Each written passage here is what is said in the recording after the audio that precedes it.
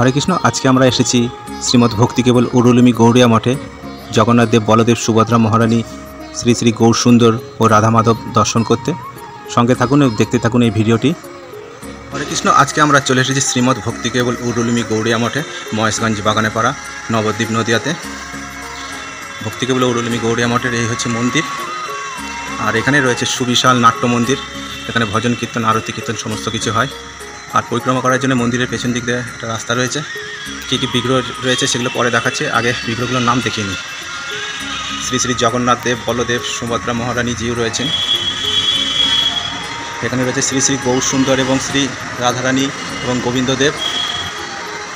আর এখানে রয়েছেন শ্রীমদ্ ভক্তি সিদ্ধান্ত সরস্বতী প্রভুপাদ, শ্রীমদ্ ভক্তি কেবল উরুলুমি মহারাজ এবং বিষ্ণুপদ শ্রীমদ্ ভক্তি শ্রী ভাগবত মহারাজ রয়েছেন। তার বিগ্রহগুলোর এখানে রয়েছে, পরে দেখাচ্ছি।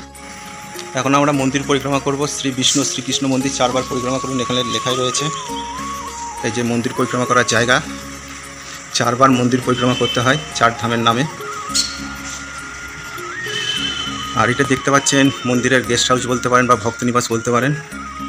প্রতি বছর এখানে দোল পূর্ণিমার সময় শয়ে শয়ে ভক্তজন আসেন, তারা এখানে থেকে পরিক্রমা করেন। নবদ্বীপে 9টি ধাম পরিক্রমা করেন 5 দিনে।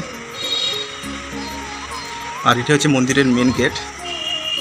বর্তমানে এটি এখান থেকে প্রবেশ করা হয়, এখান থেকে। আর পরে ওই দিক দিয়ে প্রবেশ করা হবে, ওখান থেকে গেটটা এখন কাজে চলছে। ওই গেট দিয়ে প্রবেশ করা হবে। ওই গেটটা দেখতে পাচ্ছেন, এখান থেকে প্রবেশ করা হবে। এই পাশে রয়েছে আর একটা মন্দির, নৃসিংহদেবের মন্দির। মন্দিরের কাজ শেষ হয়ে গেছে, মন্দিরটা এখনও প্রতিষ্ঠাতা করা হয়নি। সুন্দরভাবে কারুকার্য করা রয়েছে দেওয়ালের থামগুলো। এই যে সেই নৃসিংহদেবের মন্দির, উড়িষ্যার ধাঁচে তৈরি করা মন্দির। দেখুন কত সুন্দর মন্দির, বহু প্রাচীন মন্দির মনে হচ্ছে, কিন্তু এটি নবনির্মিত মন্দির। এগুলো রং করা বাকি রয়েছে। নৃসিংহদেবের মন্দির বন্ধ রয়েছে। দেখুন কত সুন্দর মন্দির তৈরি করেছে। মন্দিরের গায়ে পাথরের তৈরি সব দেবদেবীর মূর্তি রয়েছে। এই যে বামন দেবের মূর্তি রয়েছে এখানটায়। আর এইখানে রয়েছে নৃসিংহদেবের মূর্তি। আর এই পাশে কি রয়েছে দেখি। এখানে রয়েছে বরাহদেবের বিগ্রহ রয়েছে। আর এই নৃসিংহদেবের মন্দিরের ঠিক পেছনে রয়েছে সুবিশাল প্রসাদ পাওয়ার ঘর। এখন সেটা বন্ধ রয়েছে। এইখানে জানলা দিয়ে দেখাচ্ছি। এখানে দোল পূর্ণিমা, রাধাষ্টমী, জন্মাষ্টমীর সময় এই প্রসাদ পাওয়ার ঘরে প্রসাদ পাওয়া হয়। আর প্রসাদ পাওয়ার ওই পেছন দিকে রয়েছে রান্নাঘর। এখন যেহেতু বন্ধ রয়েছে সেহেতু এগুলো দেখাতে পারছি না। অন্য কোনো সময় কোনো ভিডিওতে দেখিয়ে দেবো, যখন উৎসব চলবে সেই সময় দেখিয়ে দেবো। এখন উপরে যাব এবং উপরে কী কী রয়েছে সেগুলো আপনাদের দর্শন করাবো। মন্দিরের সুবিশাল নাট্য মন্দির দেখতেই পাচ্ছেন, কত সুন্দর ডিজাইন করা হয়েছে, রং করা হয়েছে। আর উপর দিকে রয়েছে 10 অবতারের বিগ্রহ। ওদিক থেকে শুরু হয়েছে মৎস্য অবতার, কুর্ম অবতার, কুর্মরত। এখানে রয়েছে বরাহদেব অবতার, এখানে নৃসিংহ অবতার, এখানে বামন অবতার রয়েছে, বামনদেব অবতার রয়েছে। এখানে পরশুরাম অবতার, রাম অবতার। ওই পাশে রয়েছে বলরাম অবতার, ওই পাশে রয়েছে কল্কি অবতার। সুবিশাল নাট্য মন্দির। এখানে ভজন কীর্তন, পাঠ কীর্তন, নৃত্য সমস্ত কিছু হয়। এই মন্দিরে মহাপ্রভুর আবির্ভাব তিথি, রাধাষ্টমী, জন্মাষ্টমী, বলরাম পূর্ণিমার সমস্ত কিছু উদযাপন করা হয়। এখন আমরা মন্দিরের যে বিগ্রহ, সে বিগ্রহ দর্শন করব। মন্দিরে উঠছি এখন বিগ্রহ দর্শন করার জন্য।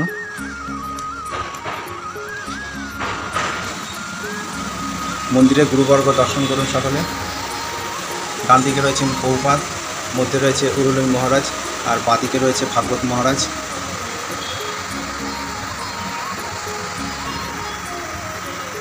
এখন সকলে দর্শন করুন, মহাপ্রভুর দর্শন করুন, রাধারানীর দর্শন করুন এবং শ্রীকৃষ্ণের দর্শন করুন। দেখুন কত সুন্দর বিগ্রহ, কত সুন্দর সিংহাসনটি রয়েছে ভোগ আরতি করার জন্য। এগুলো সব রয়েছে এখানে, দেখতেই পাচ্ছেন কত সুন্দর বিগ্রহ।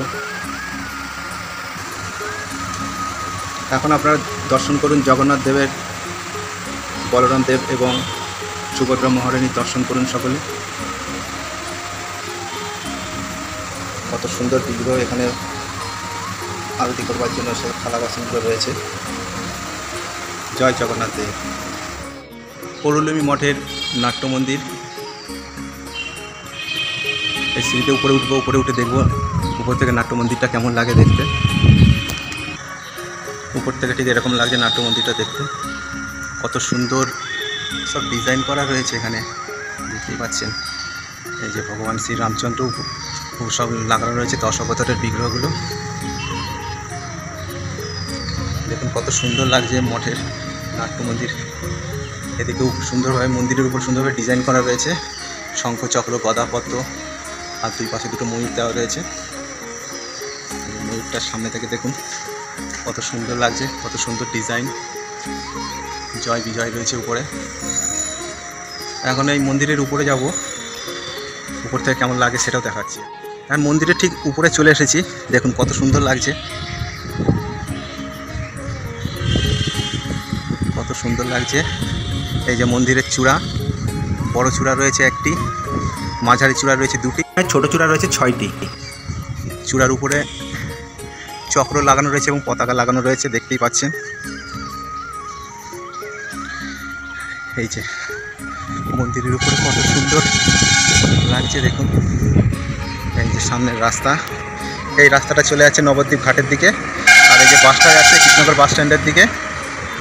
এই যে কৃষ্ণনগর বাস স্ট্যান্ডের দিকে যাচ্ছে। মন্দিরের সামনে জমি রয়েছে, জমিতে ফুল চাষ এবং সবজি চাষ করা হয়। এগুলো মঠের প্রভুরাই চাষ করে থাকেন।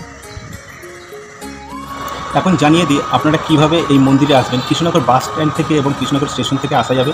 কৃষ্ণনগর বাস স্ট্যান্ড থেকে আসতে হবে নবদ্বীপ ঘাটগামী বাসে উঠতে হবে এবং নামবেন আপনার ফকিরতলাতে। ফকিরতলার কাছেই এই অরুলমী গৌড়িয়া মঠ। এবং কৃষ্ণনগর স্টেশন থেকে অটো বা টোটোতে করে আপনারা আসতে পারবেন। নবদ্বীপ ঘাটগামী অটোতে উঠবেন এবং উঠে ওই একই জায়গাতে নামতে হবে, ফকিরতলাতে নামতে হবে। ফকিরতলার খুব কাছেই এই মঠটি, অরুলমী গৌড়িয়া মঠ। আপনারা এই মন্দিরে আসুন, এই মন্দিরে এসে ভগবান দর্শন করুন, মন্দির পরিক্রমা করুন, আরতি কীর্তন দর্শন করুন।